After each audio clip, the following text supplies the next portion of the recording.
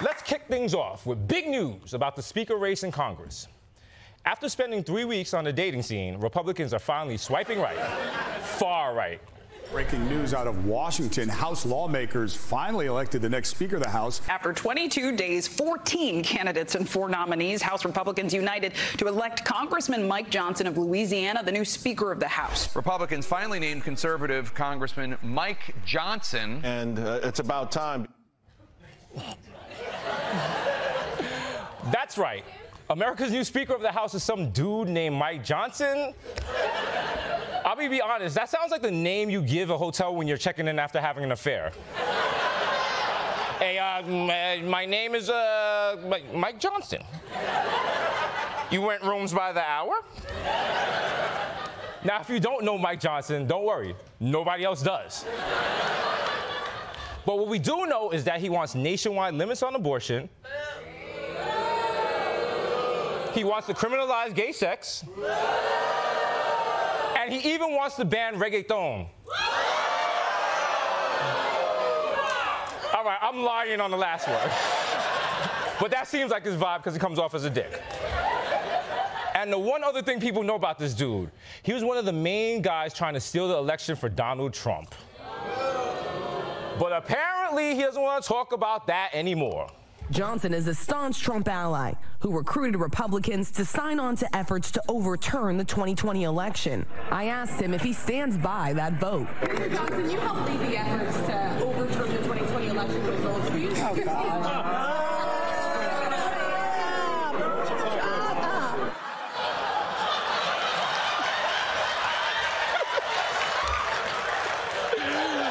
All right, someone come get their Nana. So at first when I saw that reaction, I was like, damn, that was a lot. But then I learned the reporter who asked the question was black. Then it started to make a little more sense.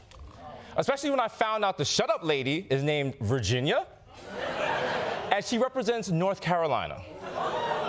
That's a lot of Southern heritage right there. I bet you she was born in some small town named Plantationville or something. Where was she born? Oh. Shit. Oh, she from the BX?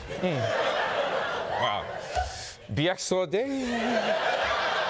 Wait. Yo. I remember her. Yo, she used to be on the block. That's Jenny from 149. Yo. We went to high school together. She got old as shit. Oh, man, I'll see you at the reunion, though.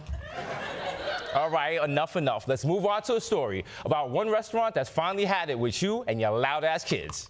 The restaurant charging customers a new fee. It's a bad parenting fee. The menu at a restaurant in Georgia lists a surcharge for adults, quote, unable to parent. Yikes. One customer was charged $50 for their kids' behavior. Critics of the policy say children are unpredictable, but supporters say it keeps parents in check. I don't understand why this is necessary. We already have restaurants where you can go and there's no kids there. It's called strip clubs.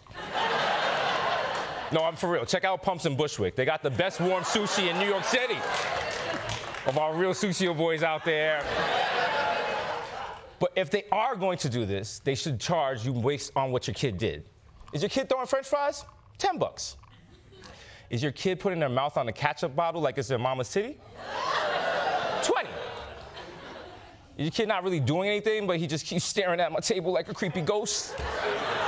$50. So I fully support this. It's almost as good as my idea to keep kids in line. This lady.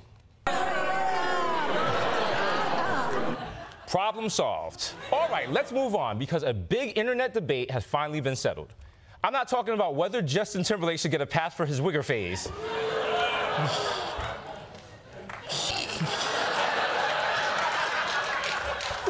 I'm talking about whether you would rather have $500,000 or lunch with Jay-Z. Now, people have been arguing about this for years, but now Hov himself has weighed in.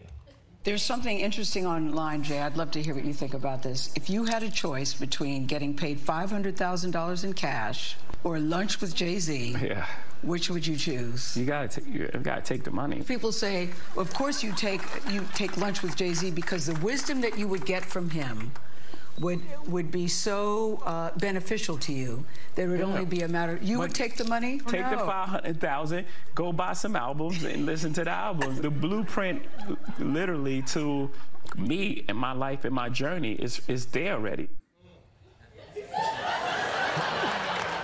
That's your advice, Jay? Yo, my God, we've been listening to your music and we are not billionaires. All I've learned is concrete jungles are where dreams are made of, and I have no idea what that means. I do be singing the hell out of that in the club, though. By the way, this question only works with Jay-Z. No other rapper commands anything close to $500,000. With any other rapper, it would be like, you want $142 or tapas with the baby. The only thing you gotta remember is if you do take that money, just don't invest it with who? DJ.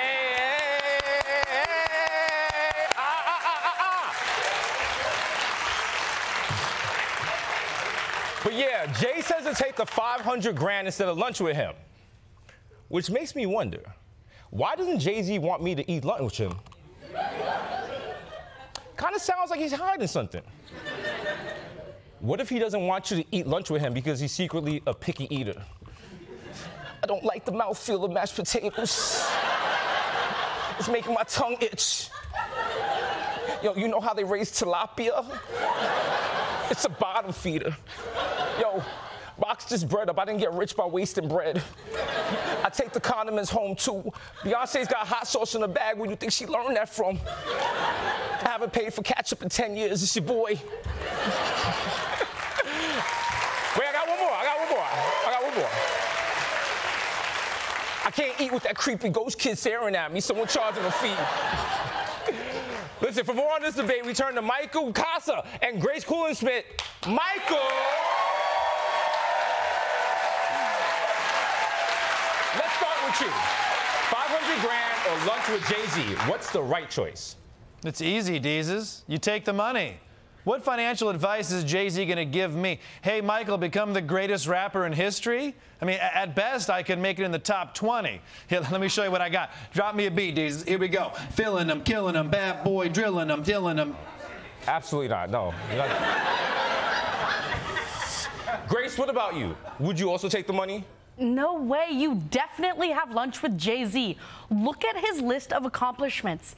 He married Beyonce. He dated Beyonce. He probably has Beyonce's phone number. So yeah, definitely lunch. Screw the $500,000.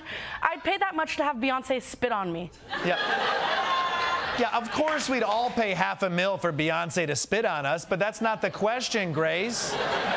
Between Jay-Z or $500,000, you gotta take the money. This is why your rap career stalled, Michael. You don't think big enough. You don't have to choose between Jay-Z and the money. What you have to do is have lunch with Mr. Z, but you tell him you only eat gold coins, like a My Strange Addiction thing. Then, after a couple hours in the emergency room, you're rich. No. You can't meet Jay-Z and poop out gold. It's not your birthday, okay? Money or lunch. You have to choose. But I don't, though. To quote Jay-Z, no thank you. What? No thank you. What Jay-Z song is that from? Oh, it's not from a song. I just assume at some point Jay-Z has definitely said no thank you. My point is having lunch with Mr. Knowles could still make me rich. Investment, dividends, profit. These are all words he could define for me. Okay, Grace, you're making this too complicated, all right? Do what I do. Just take the $500,000, invest it in a sensible index fund. Then in 5 years, I take the principal, take it to Vegas, put it all on black. I win big. Now I'm a high roller. I get front row seats to the big prize fight. Who's in the front row? Boom, Jay-Z. I pretend one of my contacts fell out.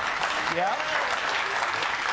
I pretend one of my contacts fell out. That way I can also pretend I don't recognize him at first, which will make him feel normal and remind him of simpler times. I give him some of the Kosta charm. We exchange numbers. I ask him to lunch. Then, when we meet up, I play him some of my rap demos. Yes! You play your rap demos, Beyonce hears them. She's so appalled by what she's hearing that she spits on you. You're a genius. Yeah. I am a genius. And I mean this. My boy sneezes, allergy seasons. These is, give me a beat. Time, okay?